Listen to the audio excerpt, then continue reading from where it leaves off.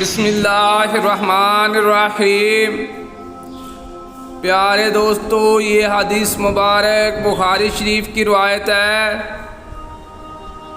جو میں آپ کے سامنے بیان کر رہا ہوں۔ جب مسلمان زیادہ ہو گئے تو مشورہ ہوا کہ کسی ایسی چیز کے ذریعے نماز کے وقت کا اعلان ہو جسے سب لوگ سمجھ لیں۔ کچھ لوگوں نے ذکر کیا کہ آگ روشن کی جائے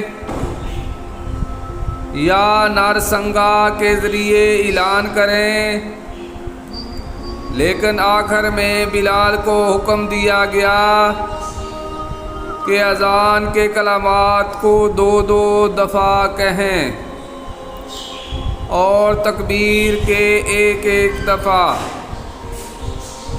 پیارے دوستو، اگر آپ حدیث مبارک سننا پسند کرتے ہیں تو اس طرح کی مزید حدیث کے لیے چینل کو سبسکرائب کر لیں۔ برائے مہربانی ویڈیو کو لائک بھی کریں۔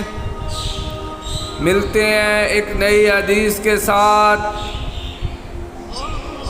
جزاک اللہ، شکریہ، اللہ حافظ۔